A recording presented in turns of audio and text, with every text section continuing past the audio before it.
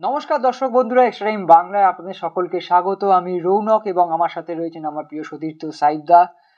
বন্ধুরা, আমাদের এই যে ফুটবল আড্ডা, ফুটবলের আলোচনা, সেই আলোচনায় আপনারা সবসময় যেভাবে অংশগ্রহণ করেন তার জন্য অসংখ্য ধন্যবাদ। এবং প্রত্যেক দিন আমরা চেষ্টা করি বাংলার তিন প্রধান সহ ভারতীয় ফুটবল হোক, ভারতীয় ক্রিকেট হোক, সব কিছুর খবর যেন সরাসরি আপনাদের কাছে সবার আগে পৌঁছে দিতে পারি।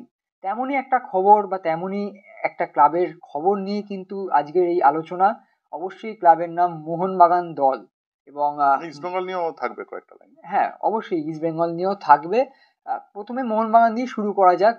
মোহনবাগান ক্লাব, আপনারা জানেন যে খুব সুন্দর শুরু হয়েছিল ডুরান্ড কাপ জয় দিয়ে। সেখান থেকে আইএসএল এ পরপর 5 ম্যাচে অপরাজিত। সেখান থেকেই কিন্তু এএফসি কাপ থেকে ছিটকে যাওয়া এবং শেষ 3 আইএসএল ম্যাচে পরাজয়ের শিকার। এরপরেই কিন্তু গেল একটা রব উঠলো, গো ব্যাকের স্লোগান উঠলো এবং একই সাথে যেহেতু ট্রান্সফার উইন্ডো শুরু হয়ে গেছে জানুয়ারিতে, তাই প্রচণ্ড রকমের বিভৎসভাবে ছড়িয়ে পড়েছে অজস্র রিউমার। তার মধ্যে কোনটা সত্যি কোনটা মিথ্যা আপনারা বারবার আমাদের কমেন্টে এসে জানতে চাইছেন, কমেন্ট করছেন আপনারা যে কোনটা সত্যি, আদৌ হচ্ছে কিনা। তো সেই সব নিয়েই সাইদদের কাছে আসবো। সাইদদা, একদিকে শুনছি যে বিদেশি চেঞ্জ হচ্ছে, একদিকে শুনছি যে সানা আসছেন, দেশি বিদেশি এতগুলো ফুটবলার, একটা অলরেডি 70 কোটি বাজেটের টিম মরশুম শুরুর আগেই এতজন ফুটবলারকে আনলো, আবার মিড সিজনেও কি এতগুলো ফুটবলার চেঞ্জ হবে? তোমার কাছে কি খবর আছে? চেঞ্জ তো ফুটবলার হচ্ছে, দেখো রাহুল বেকের মতো ফুটবলার ব্যাঙ্গালোরে গেল, সেটা একটা তো আজকে নিউজ আছে। আমি জানি না এখনো বেরিয়েছে কিনা, নিশ্চয়ই বেরিয়েছে বা বেরোবে। পরিবর্তন তো চাইবে যে দলগুলো দুর্বল আছে সে দল। দেখো, মোহনবাগান সংক্রান্ত বিষয়ে যাদের সঙ্গে দেখা হয় রাস্তাঘাটে বা চিনতে পেরে যারা কাছে আসেন বা কথা বলেন খেলা দেখতে গিয়ে বা ট্রেনে বাসে বিভিন্ন জায়গায়, ওরা দাদা আপনারাই প্রথম বলেছিলেন সাহাল আসছে, খুব আনন্দের খবর। বা আপনারাই প্রথম বলেছিলেন আনোয়ারের আসার খবর, আমরা আনোয়ারের কত টাকায় আসছে সেটাও বলে দিয়েছিলাম। তা আমাদের সেটা, এগুলো তো বিশ্বাসযোগ্যতার প্রশ্ন জায়গা থেকে হয়তো মানুষ আমাদেরকে জানতে চায়। সেই কারণে আমাদের শো করতে গিয়ে না অনেকটা ভেবে বা অনেকটা হোমওয়ার্ক করে কতটা সত্য, এমনকি প্রীতম কোটাল যদি যায় তো কিভাবে যাবে, কিভাবে যাচ্ছে সেটাও আমরা বলেছিলাম। অর্ধেক মানুষ তখন মানে মানতে পারেননি, বাট ফ্যাক্ট এটা হয়েছে। আমি একটা জিনিস আপনাদেরকে বলতে পারি, মোহনবাগান কিন্তু এই উইন্ডোতে প্রথম কথা খরচ করতে চাইছে। যদি খরচ হয় সে মে মাসের পর, মানে নতুন মরশুমে ভাঙচুর হবে কি না হবে সেটা তারা ভাবতে পারে, সেটা তারা ভাববেই অবশ্যই। কারণ মোহনবাগানের যে কন্ডিশন আছে ভাঙচুর করতে হবে, মাথা থেকে পা পর্যন্ত হয়তো ভাঙচুর হবে। ঠিক আছে, হেক্টর রিটসের জায়গায় নতুন কোনো বিদেশি আসবেন সে খবরও শোনা যাচ্ছে, এবং সেটা কি এর মধ্যে নয়, it is not clear to us, বলার মতো জায়গায় নেই। বাট এই মরশুমের পর তো অবশ্যই দেখো, মোহনবাগান যে পজিশনে এই মুহূর্তে রয়েছে সেখানে তো পরিবর্তন হওয়াটা খুব স্বাভাবিক। কিন্তু কথা হচ্ছে, আমাদের যে সমস্ত বিদেশিদের নাম আসছে বা যে সমস্ত উড়ে আসছে, সেগুলো এক্সট্রা টাইম বাংলায় বসে না বলে দেওয়া যায় না। তুমি যদি আমাকে খোঁচাও বা আপনারাও যদি লেখেন, দাদা কে বলুন বিদেশি, স্ট্রাইকার আসছে কি, বলবো যা খবর পাচ্ছেন সবগুলো ভুয়ো খবর। এটাই হচ্ছে খবর। যে খবরগুলো রয়েছে সেগুলো সব ভুয়ো খবর। তাহলে সত্যিটা কি? সত্যিটাই মোহনবাগান নেক্সট মরশুমে কিন্তু এগুলো পরিবর্তন চাইছে। আচ্ছা, মানে মরশুম শেষে যেগুলো পরিবর্তন হতে পারে সেটাই লোকে ভেবে নিচ্ছে এই জানুয়ারি মাসে হবে। সেটা তো বিদেশি ক্ষেত্রে, মানে দেশি। আমি তোমাকে আবার বলছি, মোহনবাগান কাউ যদি নিয়ে আসে সেটা কিন্তু ওই সোয়াইপ ডিল বা লোন এইগুলো এক্সট্রা খরচ কিন্তু মোহনবাগান করবে না। মানে এটা কি শুধু বিদেশিদের ক্ষেত্রে প্রযোজ্য না দেশি খেলোয়াড়? সবার ক্ষেত্রে। দেখো, তোমার এই মোহনবাগানের বিদেশিদের নাম তুমি বলো, মানে যারা খেলছে না, যারা এখন আছে দলে। Jason Cummings, Armando Sadiku, Sadiku, আচ্ছা Hugo Boumous, Boumous, Dimitri Petratos, Petratos, Hector Yuste, Brandon Hamill. Hamill, 6 জন। জনি কাউকে কি ধরবে? না, আচ্ছা। জনি কাউকে নিয়ে শো করেছি আমরা, হুম কেন শো আবার বলতে যাবো? তো বলে তো দিয়েছি, হুম নতুন করে আর নতুন করে কিছু বলার নেই। সেই জায়গাতেই আছে। জনি কাকু আসছে না, আসছে না, কোনো আলোচনার স্তরে নেই। থাকলে বলে দেবো অবশ্যই, সেটা আজকে রাতে ঘটে যেতে পারে, নিয়ে আমি কেন বলতে যাবো? হ্যাঁ। তাহলে হাওয়ায় ভাসিয়ে দিয়ে জনি কাকুর নামে একটা থাম্বনেল বানিয়ে, জনি কাকুর থাম্বনেল দিয়ে ভিউ করার কোনো ইচ্ছাই নেই। হুম। বরং যেটা ফ্যাক্ট সেটা ফ্যাক্ট। দেখো, মোহনবাগান ভালো খেলছিল, হুম। মোহনবাগান ভালো খেলছিল, তার তো কিছু নির্দিষ্ট কারণ ছিল। তখন কি কেউ ভেবেছিল যে এই পরিবর্তন দরকার, এই পরিবর্তন দরকার? না। কেউ ভাবেনি। না। সেই ভালো খেলার কারণ হচ্ছে, আগেও বলেছি আবার বলছি, ফুটবলের না একটা নির্দিষ্ট ফিলোসফি আছে। হুম। মোহনবাগানের 4 জন ফুটবলার খেলাটাকে কন্ট্রোল করছিল, এবং এই 4 জন মিলে এক একটা করে ট্রায়াঙ্গেল তৈরি হচ্ছিল।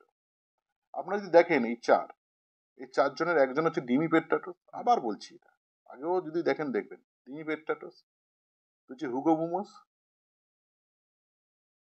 জেসন কামিন্স, আর তার সঙ্গে সাহাল আব্দুল সামাদ। হুম। আর সাহাল আব্দুল সামাদের সঙ্গে আনোয়ার, হুম। এবং আনোয়ারের সঙ্গে তোমার উগো বুমোস হুম। একটা লিঙ্ক করতো, ঠিক আছে? এবং আনোয়ারের, এবং কি হতো, এরা না নিজেদের মধ্যে ইন্টারচেঞ্জ, জায়গা নেওয়া এমন ভাবে করতো, তখন মনে হতো যে না, খেলাটা খুব সহজ। হুম। কামিন্স কিন্তু ওটাই, কামিন্স যখন ওয়ার্ল্ড কাপ খেলেছে, কামিন্স যখন ওদের দেশে হাইয়েস্ট করাচ্ছিল, তখনও কিন্তু খুব ড্যাশিং স্ট্রাইকার কখনো ছিল না। হুম। ওর কিন্তু ওই রকম পজিশন জ্ঞান দেখেই কিন্তু দেওয়া হয়েছে, এবং অফ থাকার সময় যখন ও যখন যে ফাঁকা জায়গাটা দৌড়বে, তার জন্যই নেওয়া হয়েছে, অন্য কোনো কারণ নেই। কিন্তু সেই ক্রিয়েটিভিটিটা এখন পাওয়া যাচ্ছে না, অনেকগুলো কারণ রয়েছে। ডিমির মাঝখানে চোট পেলো, সাহাল বেরিয়ে গেল, আনোয়ার বেরিয়ে গেল, এই সমস্ত গল্পগুলো কিন্তু টোটালটা দাঁড়িয়ে গেছে। তবু এখনো পর্যন্ত যে ফুটবল খেলেছে কামিন্স, আমি 5 মার্ক দেবো না, কেউ দেবেন না, আমিও দেবো না। আমি তো ব্যক্তিগতভাবে তো তার কাছে কিছু আশা করবো, টিমের সাপোর্ট তুমি না পাও, অন্তত তোমার তো ব্যক্তিগত কিছু ক্যারিশমা আছে, সেটা কোথায়? সেটা নেই, জিরো। কিন্তু কথা হচ্ছে, আগামীকাল 3 জানুয়ারি মোহনবাগান অনুশীলন শুরু করছে, এবং সেখানে কিন্তু মাঠে নামবেন আনোয়ার আলী, এবং আনোয়ার আলী প্র্যাকটিসে নামবে, রিয়াপ করবে প্রথম দিকে। আনোয়ার আলী তো যাচ্ছে না, এতে সুপার কাপে যাচ্ছে না, ফুলি আইএসএল এর জন্য তাকে টিম তাকে তৈরি করবে, এটাই ইচ্ছা, লক্ষ্য। তার সঙ্গে সাহাল তো ব্যাক করেছে। আমার মনে হয় মোহনবাগান যে জায়গায় ছিল তোমার বসুন্ধরা ম্যাচে, সেই চোট পাওয়ার আগে অবধি, বসুন্ধরা ম্যাচে আনোয়ারের চোট পাওয়ার আগে একরকম মোহনবাগান, আর চোট পাওয়ার পরে আর একরকম মোহনবাগান। সেই আগের মোহনবাগান, ড্যাশিং মোহনবাগানকেই পাওয়া যাবে। তো যখন সেটা পাওয়া যাবে, তুমি যে ভিত্তি করে দল বানিয়েছিলে, সেই দলটা যখন তোমার হাতে চলে আসছে, আর যখন এই দলটা ছিল, যখন সাফল্য পাচ্ছিলে, সেই দলটা যখন ব্যাক করছে, তুমি কেন নতুনের কথা ভাববে? Trust the process. অবশ্যই ট্রাস্ট দ্য প্রসেস হচ্ছে এই আইএসএল এর 10 বছরে ভারতীয় ফুটবলের একটা অবদান, কেরালার ফ্যানদের মতো।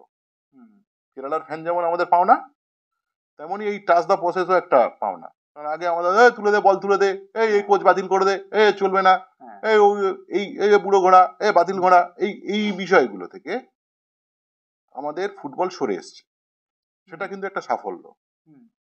সেই জায়গাটাই কিন্তু মোহনবাগান আমার মনে হয় থাকবে। এবারে তোমার ট্রাস্ট দ্য প্রসেস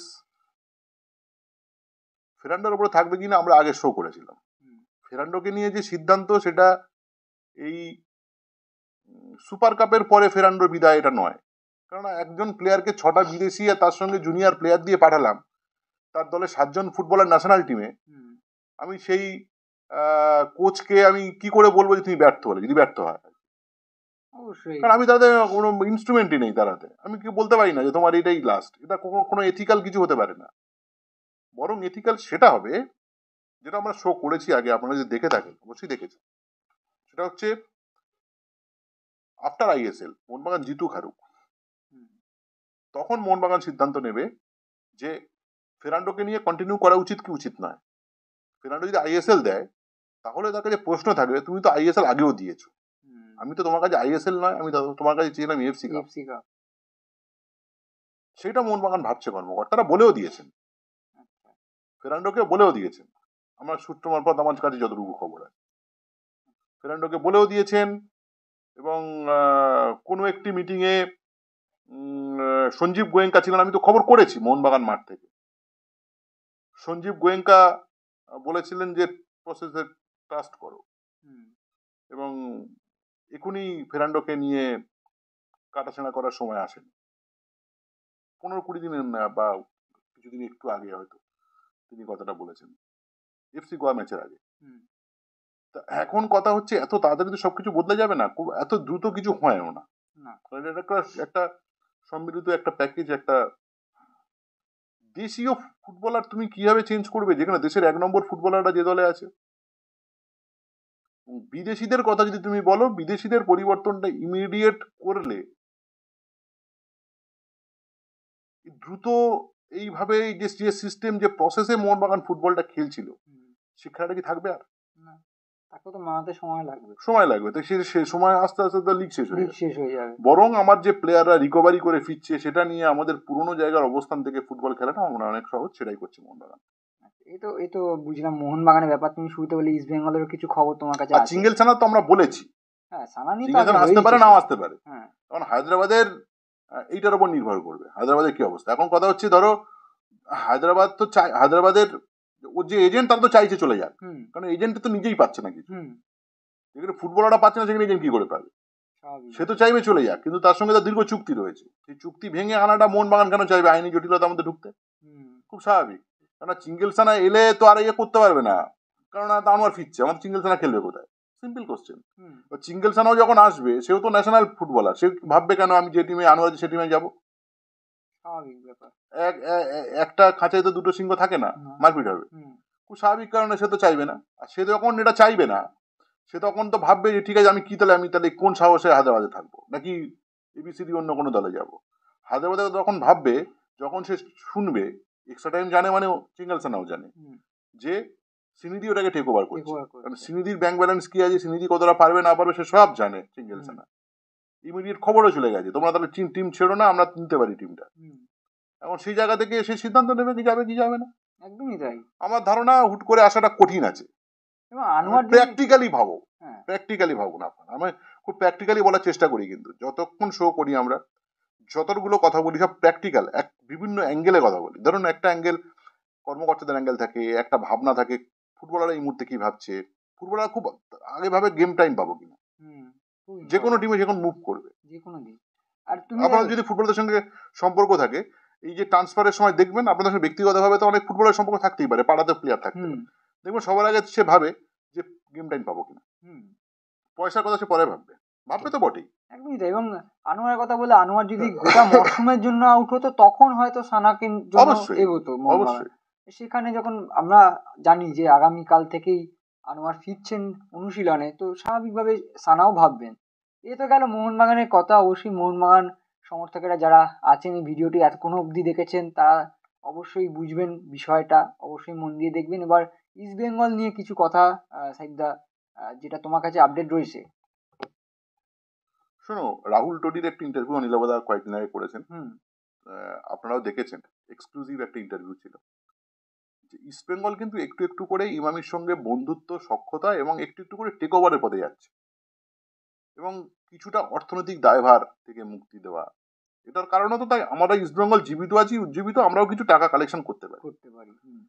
আগের দিন প্রেস রিলিজ করে কেন লাস্ট লাইনটা মিঠুদারা লিখবেন যে প্রয়োজনে আর্থিকভাবেও পাশে দাঁড়াতে পারি, চাই আর কি।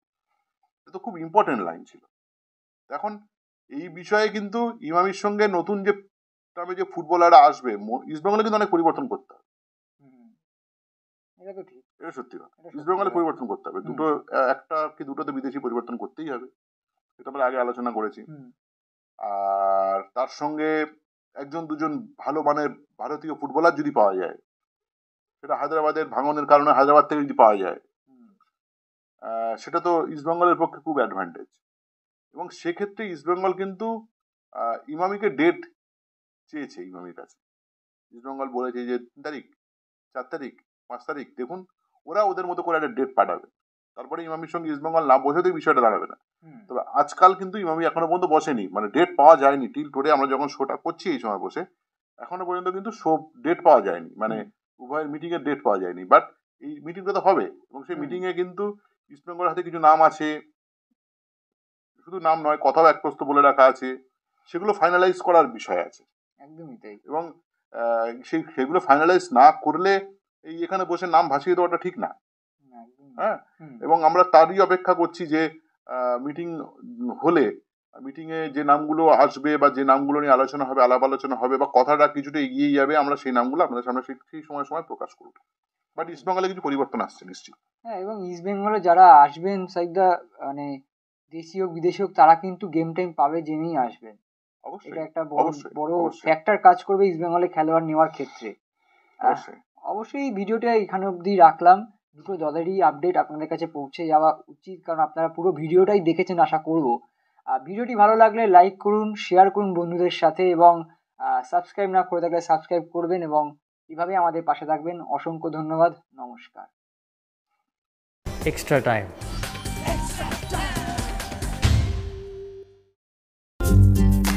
লেটেস্ট নিউজ আর এক্সক্লুসিভ ভিডিওর সঙ্গে আপডেট থাকতে এখনই সাবস্ক্রাইব করুন আমাদের ইউটিউব চ্যানেল। বেল আইকনে ক্লিক করতে ভুলবেন না যেন।